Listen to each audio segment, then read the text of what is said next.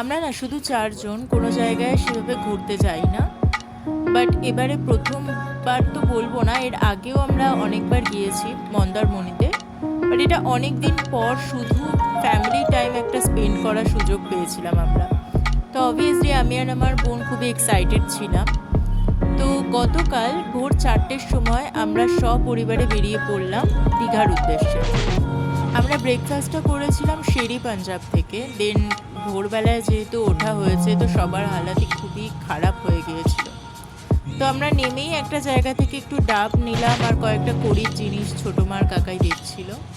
দেন আমরা চলে গেলাম রিসর্টে, আর ওখানে আমাদেরকে দিয়ে দিল ওয়েলকাম ড্রিঙ্ক।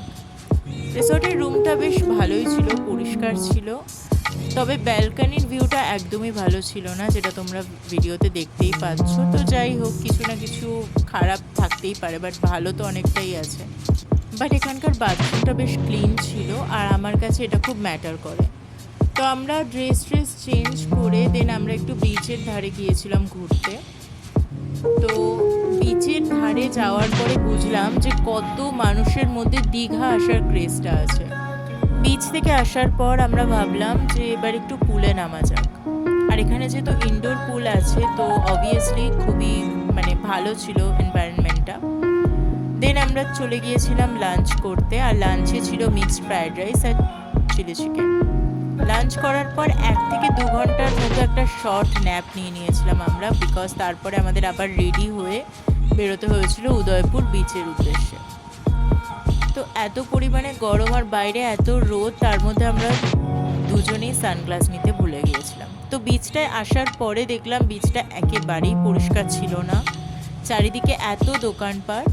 বাট সমুদ্রে নেমেই মনটা ভালো হয়ে গিয়েছিল আমার আর বোনের। প্রচুর ছবি তুলেছি আর প্রচুর শর্টস নিয়েছি।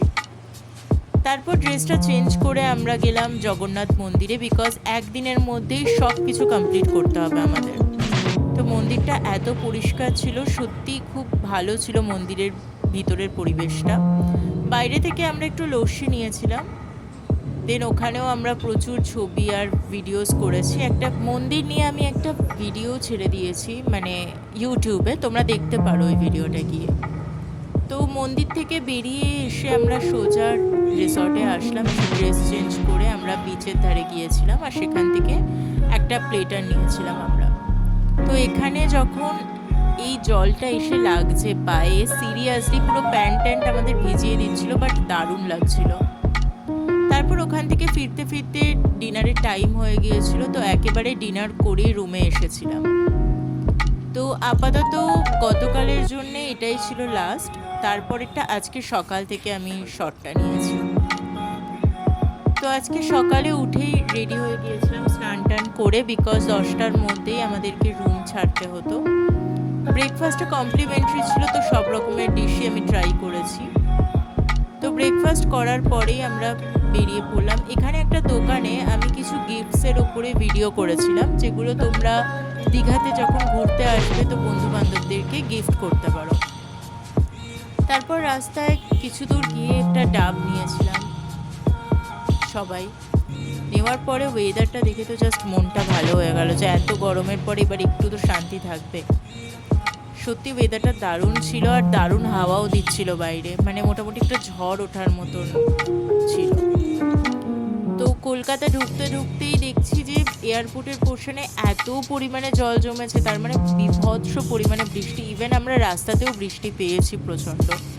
আর কোনো দোকানপাটও খোলা ছিল না, যেখান থেকে আমরা লাঞ্চ করবো। তো লাঞ্চের জন্য আমরা কোনো জায়গায় দাঁড়াতে পারিনি, এত পরিমাণে জল জমেছে। তো ওখান থেকে আমাদের বাড়ির দিকে আস্তে আস্তে দেখলাম বৃষ্টির পরিমাণটা অনেকটাই কম ছিল।